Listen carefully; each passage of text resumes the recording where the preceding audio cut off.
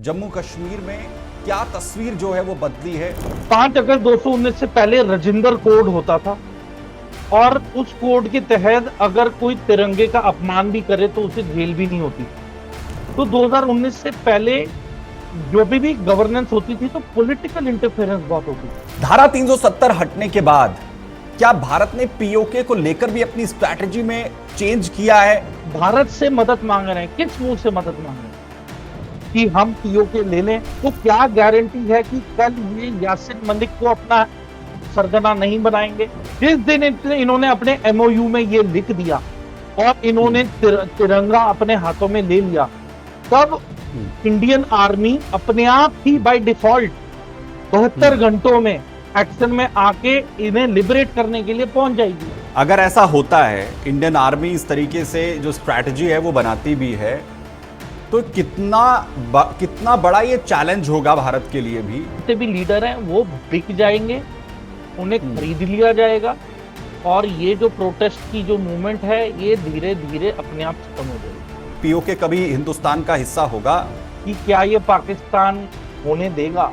इनका intent is not peace. Pakistan does not want peace, ये युद्ध ही चाहता है और ये मौका ढूंढ रहा है। तो अगर पीओके को हासिल भी कर लेता है हिंदुस्तान, भारत, तो क्या चुनौती उसके बाद रहेगी? सबसे बड़े चैलेंजेस क्या होंगे उसके बाद?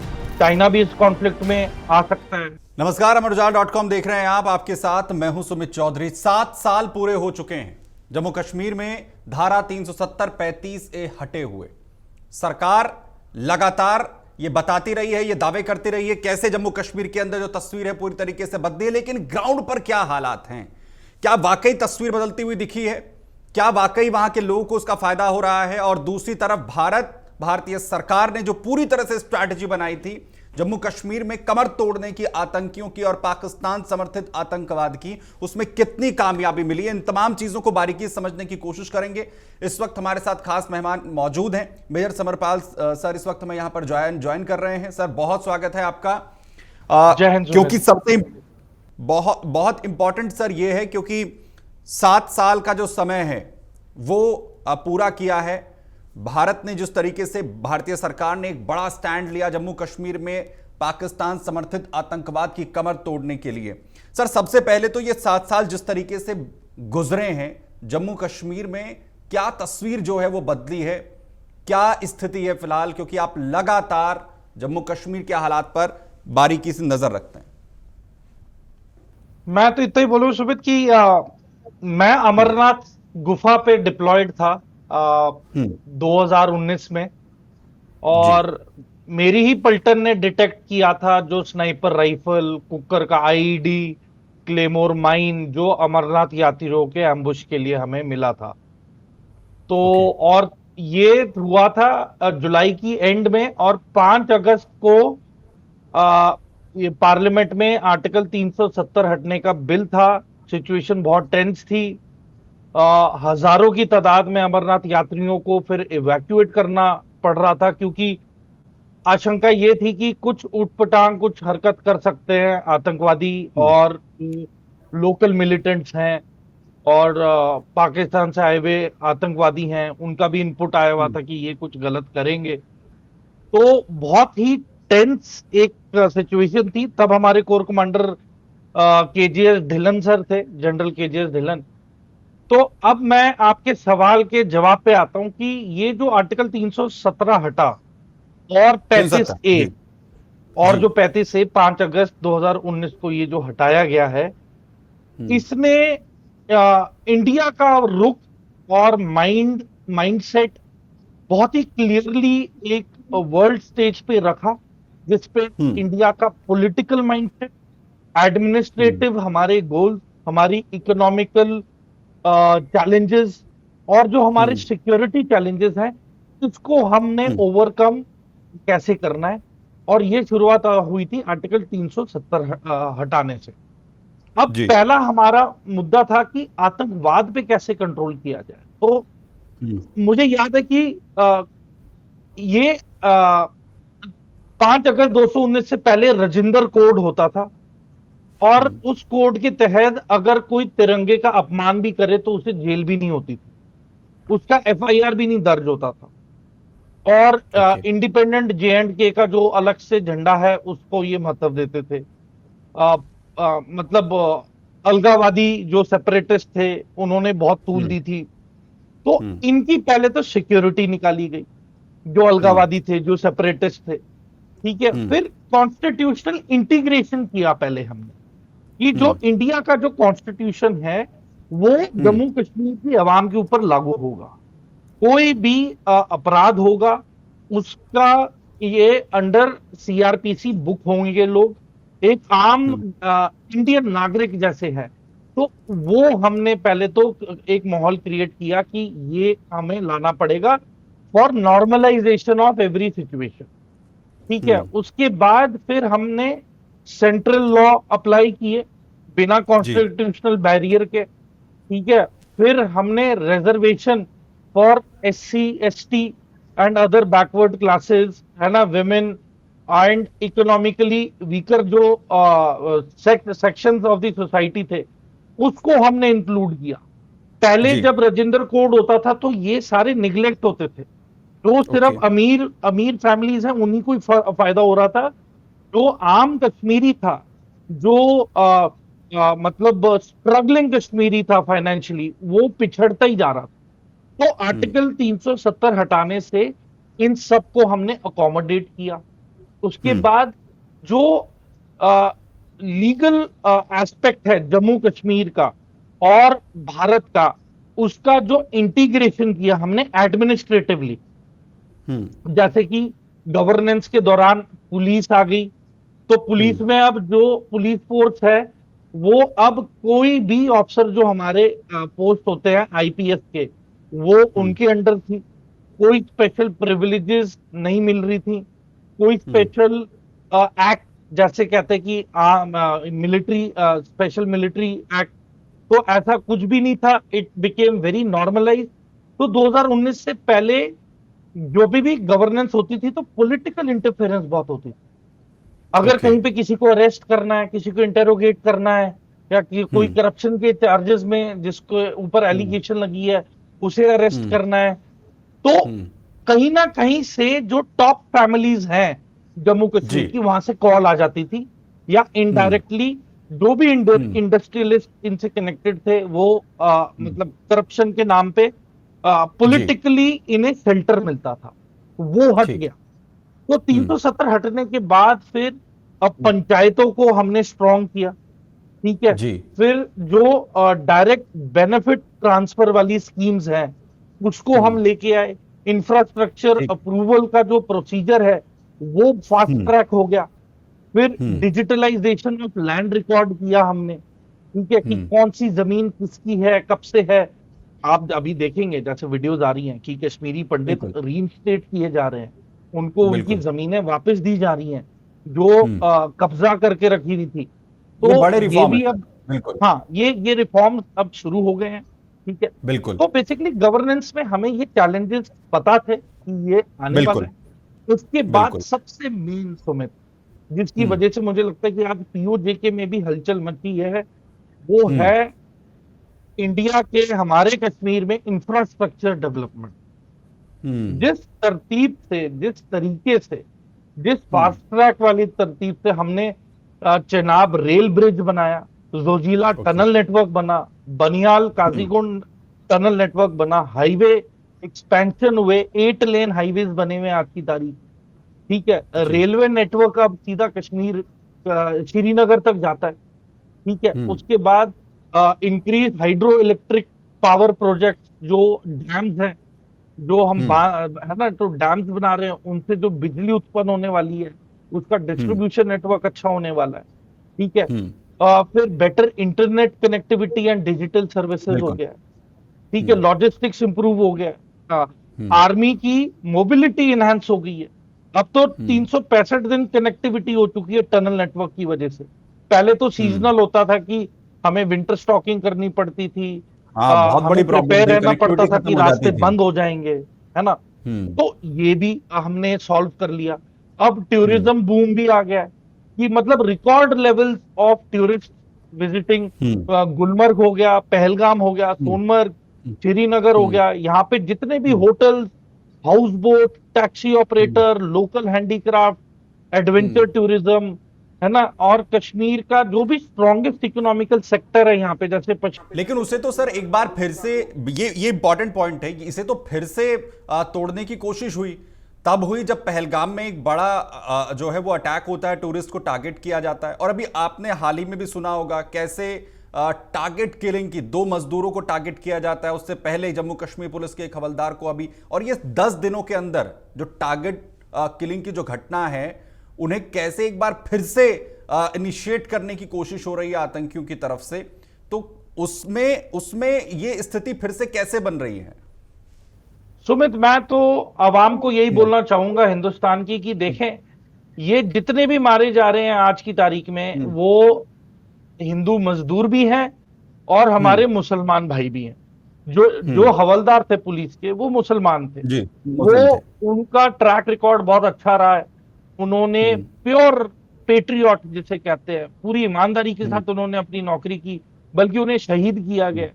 मैं तो उन्हें जी, शहीद कहलाऊंगा। तो मैं वही बिल्कुल। बोल रहा हूँ कि आतंकवाद का मुद्दा ये नहीं है कि एक पर्टिकुलर रिलीजन को टारगेट करे। वो तो जिस तरीके से इन्होंने पहलगाम में किया, दैट वाज, वो एक क्लियर मैसेज था कि उन्होंने हिंदू कम्युनिटी को एक मैसेज दिया।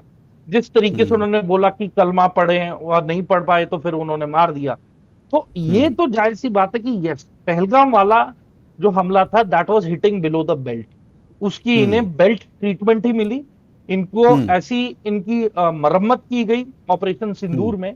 तो मैं वही बोलना चाहता हूं आवाम को कि आतंकवाद का मुद्दा है आतंक फैलाना, टेरर फैलाना। जी, वो ये नहीं देखेगा कौन हिंदू है, कौन मुस्लिम है, कौन सिख है, कौन ईसाई है। They are not going to see anything. वो उनका मुद्दा है, इनकी इकोनॉमी को भ्रष्ट करो, इनकी इकोनॉमी को खत्म कर दो, इनकी जो भाईचारा है, जो अच्छा माहौल है, उसे खराब रखो, टेंशन बनाए रखो।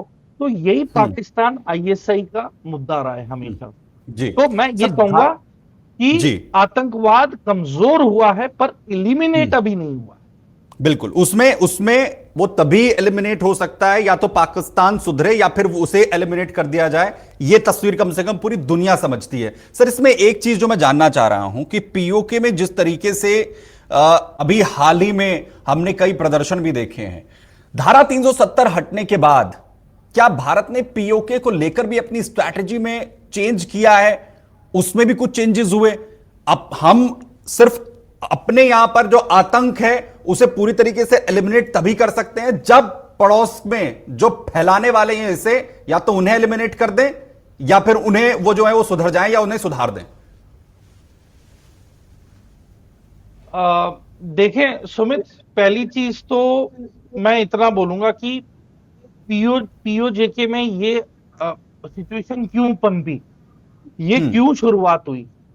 इन्फ्लेशन, महंगाई, उसके बाद बिजली की कीमतें, फिर इनका गेहूं की कमी, ठीक है, फिर टैक्सेशन इतना ज्यादा हैवी हो गया, ठीक है, इनके बिल्स को लेके, गवर्नेंस की प्रॉब्लम, इकोनॉमिकली निग्लेक्ट हुए पड़े हैं, मेडिकली कोई फैसिलिटीज नहीं है इनके पास, ठीक है, कोई सपोर्ट नहीं है।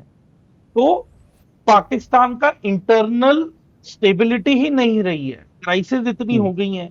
और ये जिस तरीके से प्रोटेस्टर्स को मार रहे हैं और जिस तरीके से विजुअल्स आ रहे हैं और खबरें आ रही हैं, कम से कम 100 से ऊपर नौजवान इन्होंने मार दिया है। अब मुद्दे वाली बात यह है कि ये वही नौजवान है, ये वही रावलाकोट की अवाम है जो जिनके लड़कों के हाथ में AK-47 आईएसआई और पाकिस्तान नहीं पकड़ाया 1989 से लेके अभी तक कि जाओ और हिंदुस्तान में खून खराबा करो और आतंक फैलाओ। और अब इनकी आंखें खुली हैं, जिस तरीके से अब इंटरनेट आ गया है और डेवलपमेंट की बातें हो रही हैं। ऑपरेशन सिंदूर में पाकिस्तान आर्मी की जो बेबसी थी, उसने एक्सपोज किया कि कितनी बुरी हालत है पाकिस्तान फौज की। उसके पास कोई पावर नहीं है इनको प्रोटेक्ट करने के लिए। जितने भी मरकज बर्बाद हुए, जितने भी हवाई पट्टियां और हवाई अड्डे बर्बाद किए, तो एक चीज तो तय हो गई है पीओजेके की आवाम को कि पाकिस्तान ने इनको सिर्फ एक्सप्लॉइट किया है, इस्तेमाल किया है। बिजली यहां से बनाते पर देते इस्लामाबाद, इस्लामाबाद को है। ठीक है। और इनमें से जितने भी स्कूल और यूनिवर्सिटियां, आधों में बिजली नहीं मिलती, बच्चे जी। पढ़ाई नहीं कंप्लीट कर पाते, मेडिकल हम्म। फैसिलिटीज लिमिटेड है, वहां पे हम्म। फूड डिस्ट्रीब्यूशन में बहुत ज्यादा डिस्क्रिपेंसी है। हम्म। तो आप जब अपने ही लोगों के साथ आप फर्क करेंगे, और हम्म। ख्वाजा आसिफ ने तो आखिरी कील ही ताबूत में गाड़ दी बोल के कि अ, जो पीओजेके की आवाम है वो काफिर है, वो हाँ। हिंदुस्तान के साथ ही देखे जाते हैं। तो हम्म। यहाँ पे एक ये आखिरी कमेंट था जिसने हम्म। एक चीज तो क्लियर कर दी हम्म। पीओके की आवाम को कि ये हम्म। पाकिस्तानी भी नहीं है। और हम्म।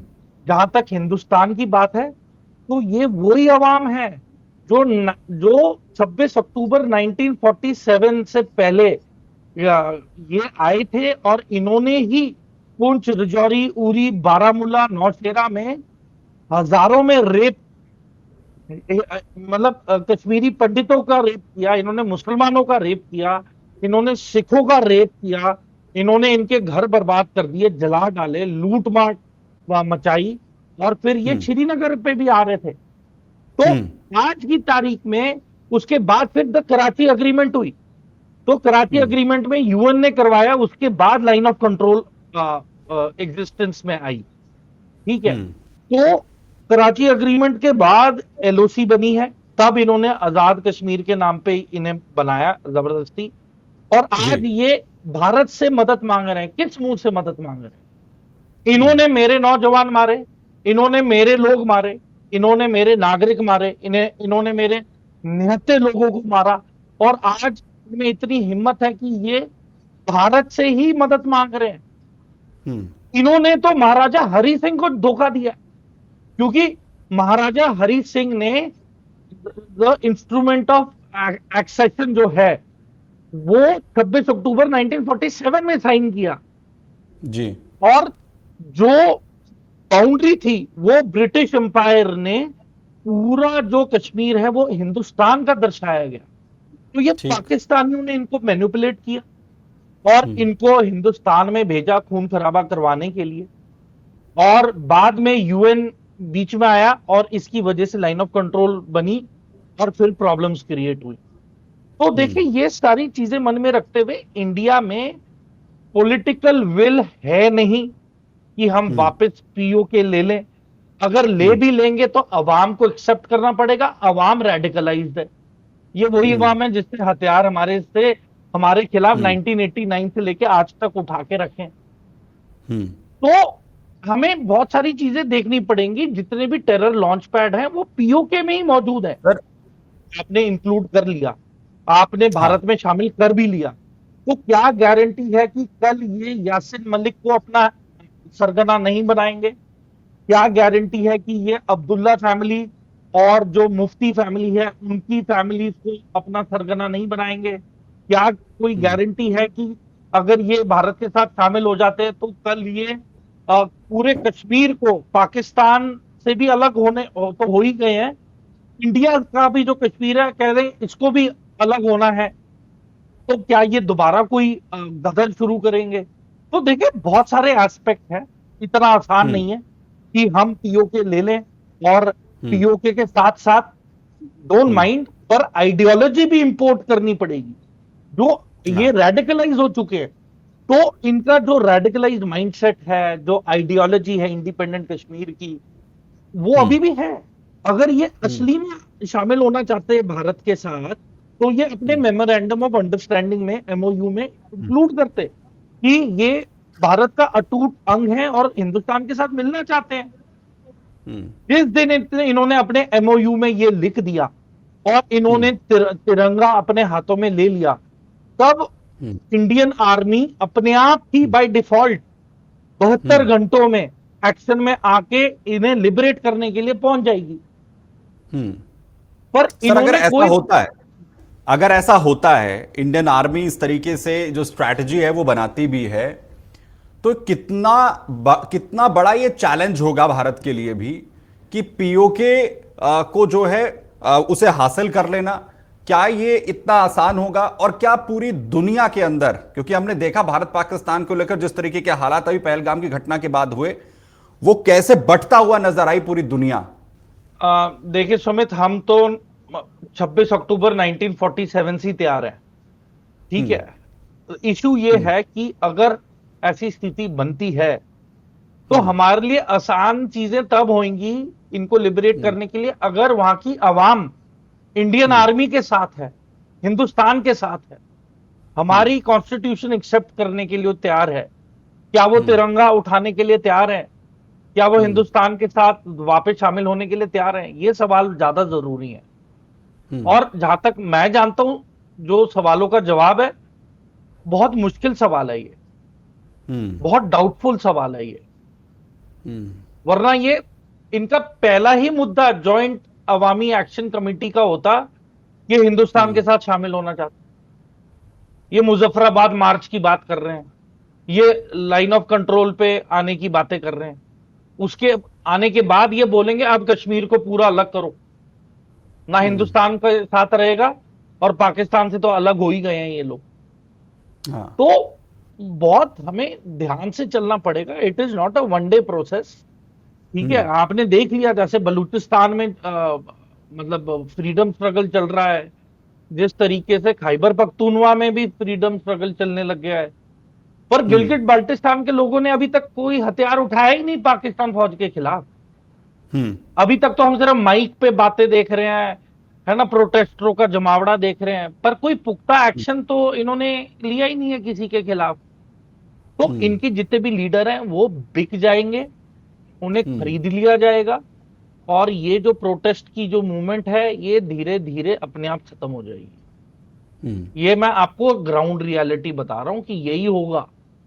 क्योंकि देखें, हमें ये नहीं भूलना चाहिए कि ये वही अवाम के लोग हैं जो पीओके के जो कश्मीर की आजादी का जो मुद्दा है उस पे पनप रहे और जी रहे हैं, जिसकी वजह से पाकिस्तान का आईएसआई भी इनको एक्सप्लॉइट कर रहा है।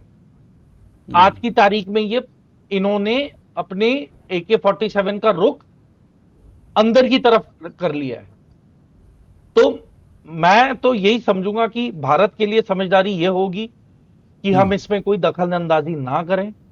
पाकिस्तान अपने आप ही इसे सॉर्ट आउट करेगा प्रॉब्लम को। और यदि मतलब मैं तो यही कंपेयर करूंगा कि अगर बांग्लादेश में निहत्थे हिंदुओं का नरसंहार हुआ, इतने बेगुनाह हिंदुओं को मारा गया, उसके बावजूद इंडियन गवर्नमेंट, ये सरकार ने कोई कदम नहीं उठाया, तो किस मुंह से ये पीयूके को लेने की बात कर रहे हैं? I am only being practical, क्योंकि अगर आपने ये कोशिश की तो एक ये अलग से एक युद्ध में तब्दील हो जाएगा, और फिर जो इकोनॉमिक ग्रोथ है, डेवलपमेंट के सपने हैं, जो हमारे चैलेंजेस हैं, जिसके लिए हमने ट्रबल शूटिंग की हुई है, जिसके लिए हमने अपने मतलब एडमिनिस्ट्रेटिव टीम्स बनी हुई हैं, इकोनॉमिकल कमिटीज बनी हुई हैं हमारी, है ना, जितने थिंक टैंक्स बने हैं, उन सब का कोई मतलब नहीं रहेगा अगर हम जबरदस्ती इस मुद्दे को हमने युद्ध में तब्दील कर तो दिया। सर क्या क्या पीओके को लेकर जो लोगों, क्योंकि हमने देखा है लोगों में किस तरीके की भावनाएं जो हैं वो आती हैं पीओके का जब भी जिक्र होता है, सरकार को लेकर या सरकार की क्या स्ट्रैटेजी होनी चाहिए इसके इतर, तो क्या लोग जो हैं वो पीओके कभी हिंदुस्तान का हिस्सा होगा, उसे हम पाकिस्तान से एक बार फिर से हासिल कर पाएंगे, ये क्या ये छोड़ दें लोग इस चीज को लेकर, इस स्ट्रैटेजी को, अगर हम देखें कि हमें विकास करना है और तमाम चीजें करनी है, या स्ट्रैटेजी चेंज करनी होगी? देखिए, स्ट्रैटेजी भी चेंज करेंगे तो एक मुद्दा है कि अगर पीओके इंडिया के साथ शामिल भी हो गया तो फर्क क्या पड़ रहा है? हाँ, अफगानिस्तान के साथ अगर कनेक्टिविटी बन गई, यस, अगर इस एरिया में जो मिनरल्स है वो हमने मतलब कश्मीरियों के आपस में ही उनको एम्प्लॉयमेंट देंगे और इन्हीं का ही इंफ्रास्ट्रक्चर डेवलपमेंट इन्हीं की रिसोर्सेज से करेंगे, तो यस, कोई मतलब बनता है। पर मेरा सबसे बड़ा सवाल है कि क्या ये पाकिस्तान होने देगा? वो तो ऑपरेशन सिंदूर में भी युद्ध की बातें कर रहा था। अभी परसों ही इन्होंने 250 होविट्जर, जो चाइनीज होविट्जर है, वो इन्होंने डिप्लॉय कर दी है हम्म। भारत के बॉर्डर्स पे, और जिनकी संख्या 250 है। तो 250 एक छोटा आंकड़ा नहीं है, ठीक है। जी। इन्होंने SH-15, ठीक है, ये डिप्लॉय की है। तो इनका इनका intent is not peace. Pakistan does not want peace, ये हम्म। युद्ध ही चाहता है, और ये मौका हम्म। ढूंढ रहा है। याद है हम्म। आसिम मुनीर ने बोला था कि वो एक डंप ट्रक है, कूड़े का हम्म। ट्रक। तो ये चाहते हैं कि इनका कुछ है नहीं, they have no goals, they have no targets. Goals इनका एक ही है कि कितना कर्जा लेना है, बस वही गोल रहता है इनका। कोई हम्म। डेवलपमेंट पे बात नहीं हो रही, कोई री इन्वेस्टमेंट की बात नहीं हो रही है, ठीक है। हम्म। इनका जो IQ लेवल है वो बहुत ही पुअर है, ठीक है। कोई इन्वेंशन नाम की चीज नहीं है इनके पास, सिवाय हम्म। आतंकवाद के। ओसामा बिन लादेन यहाँ पे मिला है, ठीक है। हम्म। अब 27th अमेंडमेंट करा लिया आसिम मुनीर ने, सारी पावर्स अपने लिए करने के लिए। अब जी। मोहसिन नकवी को नरेटिव पढ़ाया जा रहा है, पाकिस्तान आर्मी पढ़ा रही है उसे, कि भाई तुम अनाउंस करो कि political parties have failed, system fail हो गया है। और आप तरफदारी करो CDF की, आसिम मुनीर की, कि फील्ड हम्म। मार्शल CDF आएगा और पाकिस्तान को बचाएगा। शहबाज शरीफ को आउट करो, जो कि नवाज शरीफ की फैमिली है, जो हमेशा से हम्म। एंटी मिलिट्री रह चुकी है। तो हम्म। बहुत सारी चीजें हैं, स्टेबिलिटी हम्म। नहीं है। तो तो यस, जी। पाकिस्तान में इंस्टेबिलिटी तब आएगी जब ईरान के युद्ध के दौरान यदि अमेरिका ने भी पाकिस्तान को अ, इस युद्ध में खींच लिया, इन्वॉल्व हम्म। कर लिया, तब यस 99% फिर पाकिस्तान ऑक्यूपाइड कश्मीर जो है उसे हम्म। इंडिया लेने की कोशिश करेगा, वो भी hmm. By legal mean, through hmm. Referendum and through voting. और अगर हम्म। वो नहीं होता है तो हम्म। जायज सी बात है, what goes around comes around. इन्होंने जो 1989 से लेके आज तक कराया, अब ये खुद आतंकवाद का शिकार हम्म। होंगे। और अगर हम्म। अगर POJK की पॉलिटिकल जो पार्टियां हैं आज की तारीख में, जो लीडर हैं आजाद हम्म। कश्मीर के सो कॉल्ड, अगर वो बिक गए पाकिस्तान के हाथों, तो आप समझ लें कि कोई बात आगे नहीं बढ़ने वाली है। पर ठीक। यस, अगर वहां की आवाम ने हथियार उठा लिए पाकिस्तान के खिलाफ, तो हम्म। ये एक लंबी लड़ाई चलेगी फिर, और hmm. Pakistan will implode by 1,000 cuts. Hmm. वो अपने आप ही ढह जाएगा पाकिस्तान, अगर सर यहाँ पे इसमें एक सिविल जो वॉर। जी, इसमें एक इंपॉर्टेंट चीज जो आप कह रहे हैं कि चाहे रेफरेंडम के थ्रू हो, है ना, वोटिंग के जरिए हो, या कोई और भी टेक्निक, चाहे भारत उसको जो भी अपनी स्ट्रैटेजी से लेकर बनाता है, अगर पीओके को हासिल भी कर लिया, आपने चर्चा में यह भी कहा कि बड़ी चुनौती जो है वो पाकिस्तान के अलावा वो माइंड सेट होगा, जिसे आप रेडिकलाइज बता रहे हैं कि वो पूरी तरीके से रेडिकलाइज हो चुका है। तो अगर पीओके को हासिल भी कर लेता है हिंदुस्तान, भारत, तो क्या चुनौती उसके बाद रहेगी? सबसे बड़े चैलेंजेस क्या होंगे उसके बाद? देखिए, स्ट्रेटेजिक चैलेंजेस है न्यूक्लियर थ्रेट, ठीक है। हम्म। मतलब पाकिस्तान के पास भी न्यूक्लियर हथियार हैं, ठीक है। हम्म। तो कोई भी कन्वेंशनल कॉन्फ्लिक्ट अगर डेंजरसली एस्केलेट हो गया, तो हम्म। यस, न्यूक्लियर वेपन्स का इस्तेमाल हो सकता है। दूसरा, हम्म। POK की जो टेरेन है वो हम्म। ज्यादातर माउंटेनियस है, तो उसमें हम्म। नेविगेट करना मुश्किल होता है, ठीक है। जी। वैलीज बहुत नैरो हैं, ठीक है, हम्म। रगिड टेरेन है, लिमिटेड हम्म। रोड एक्सेस है, ठीक है। हम्म। माउंटेन वॉरफेयर में ट्रूप्स और रिसोर्सेज बहुत डबल या ट्रिपल या 10 गुना ज्यादा लगती हैं, ठीक है। हम्म। और इट फेवर्स द डिफेंडर, तो जो वहां पे जो पाकिस्तान फौज है उसको ज्यादा एडवांटेज होगा, ठीक है। फिर ठीक। चाइना का फैक्टर आ गया। क्या हम्म। गारंटी है कि ये इस युद्ध के दौरान, देखिए, हम्म। सीपेक POK के बीच में से गुजर के जाता है, गिलगिट बाल्टिस्तान से। हम्म। तो क्या गारंटी है कि चाइना इस कॉन्फ्लिक्ट में इन्वॉल्व नहीं होगा? हम्म। चाइना भी इस कॉन्फ्लिक्ट में आ सकता है ना। अगर आप ब्रॉडर रीजनल इंप्लीकेशन की बात करें, तो चाइना को प्रॉब्लम होगी कि हम्म। भाई सीपेक का जो मेन रास्ता था, एंट्री पॉइंट, वही चला गया, हम्म। ठीक है। फिर ह्यूमैनिटेरियन कॉस्ट, आप मिलिट्री ऑपरेशंस ये जो हम करेंगे अगर, तो आप सोचे सिविलियन डिस्प्लेसमेंट कितना ज्यादा होगा। फिर हम्म। सर्दियां भी आएंगी, उसमें भी लोगों की मौत होगी, फिर इंफ्रास्ट्रक्चर डैमेज होने वाला है। हमारी तरफ भी होगा डैम। हमने भी डैम्स बनाए हैं, हमने भी रेलवे ब्रिजेस बनाए हैं, है ना, हमारी भी रिफाइनरीज हैं वहां पे, है ना, इंपॉर्टेंट ब्रिजेस हैं, रोड्स हैं, कनेक्टिविटी है, टनल्स हैं, तो उसको भी पाकिस्तान टारगेट करेगा। ह्यूमैनिटेरियन चैलेंजेस बहुत है, ठीक है, और सबसे मेन तो इकोनॉमिकल कॉस्ट। आप सोचे पर डे डिफेंस एक्सपेंडिचर कितने लाखों करोड़ों का होगा। जी इन्वेस्ट जो फॉरेन से इन्वेस्टर होंगे वो इन्वेस्ट करने से दो बार सोचेंगे कि यार इंडिया में तो कॉन्फ्लिक्ट चल रहा है, कुछ भी हो सकता है, तो क्यों पैसे डाल ले।